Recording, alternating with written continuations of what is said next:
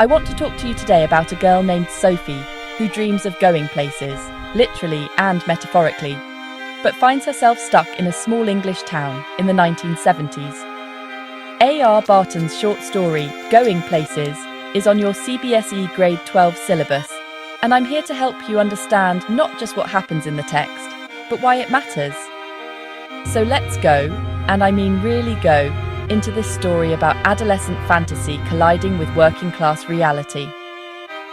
We're covering themes, characters, symbols, and those exam-focused takeaways you need. So the premise in one sentence. Sophie, a working-class teenager, fantasizes about glamorous futures, owning a boutique, becoming an actress, meeting footballer Danny Casey, while her family and friend Jansie remind her she's headed for the biscuit factory. The author, A.R. Barton, is a contemporary English writer exploring quiet desperation in ordinary lives. Now the title. Going Places sounds optimistic, right? It promises adventure, mobility, escape. But what matters is this. It's deeply ironic. Sophie isn't going anywhere. The title dangles possibility while the story shows us limits. The text tells us Sophie's world is small. Cramped home, tired mother bent over the sink, skeptical father, and a friend already resigned to factory work. I mean, the story opens with Sophie and Jansie talking futures, and Jansie shuts down Sophie's fantasies immediately. The title becomes a cruel joke, or maybe a tender one. For your exam, remember, the title is both aspirational and confining, and that duality runs through the entire narrative. Let's define our terms. Poverty here isn't just money, it's lack of choice. Sophie's family lives paycheck to paycheck. Her father works hard, her mother is exhausted, and the assumption is Sophie follows Jansie to the factory. Add patriarchy, the system where men hold power and women's roles are limited. Sophie's father dismisses her dreams. Brother Geoff has access to the outside world, and her fantasies revolve around male figures like Danny Casey. The text shows us Sophie's mother always in the kitchen, always bent, always tired.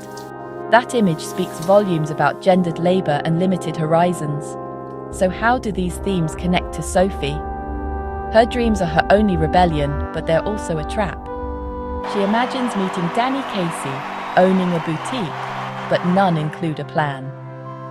They're escapes, not blueprints. When Sophie tells her family about meeting Danny Casey, her father calls her a liar, and Geoff is skeptical.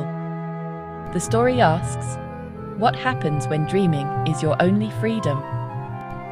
For your exam, link poverty and patriarchy directly to Sophie's choices, or lack thereof. The themes aren't abstract, they're walls closing in. Character breakdown time. Sophie is our protagonist. Dreamy, imaginative, desperate to be seen as special. The text gives us, she would be a fashion designer or an actress or a famous star. Notice the or. She doesn't know what she wants, only that it's not the factory. Geoff, her older brother, quiet, reserved, also seeks their father's approval.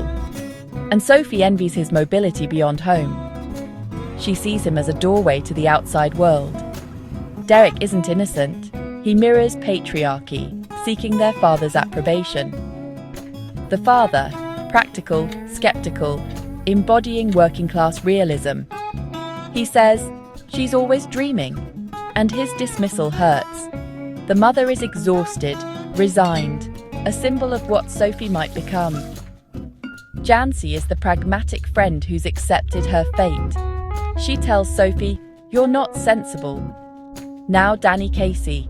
He's a footballer, a celebrity, and crucially, mostly absent from the story. Sophie claims to have met him, but we never know if it's true. It doesn't matter. Danny Casey is a symbol. He represents hope, escape, the fantasy of being noticed by someone glamorous. Sophie projects her desires onto him because he's safe, distant, unattainable, and therefore can't disappoint her the way real life does. For your exam, Danny Casey isn't a character. he's a mirror for Sophie's inner life. So, the central tension: adolescent fantasy versus working-class constraint. Sophie imagines futures where she's special, seen, free, but her economic and social reality offers none of that. The text shows us her waiting for Danny Casey by the canal, and whether he comes or not, the waiting itself is tragic. She's trapped between hope and inevitability. This tension drives our empathy. We're not supposed to judge Sophie for lying or dreaming. We're supposed to feel the weight of a world that gives her so little room. The narrative voice is warm, almost protective. Barton wants us to see Sophie's yearning and understand why she needs these fantasies. Your exam takeaways. Write these down. She would be a fashion designer or an actress or a famous star. Geoff was her hero. It was a place she had never been to before. 3 themes. Dreams are resistance. Poverty limits possibility. Patriarchy silences women. 3 character bullets. Sophie, Chu, imaginative but trapped. Father, realist skeptic. Danny Casey, true symbol of escape. 3 likely questions. How does the title reflect themes? Analyze Sophie's relationship with Geoff. What role does Danny Casey play? Define your terms, know symbolism and irony. Use them. Remember, this story isn't about whether Sophie is lying. It's about why she needs to. So that's Going Places. A story about a girl who dreams of going places and a world that won't let her.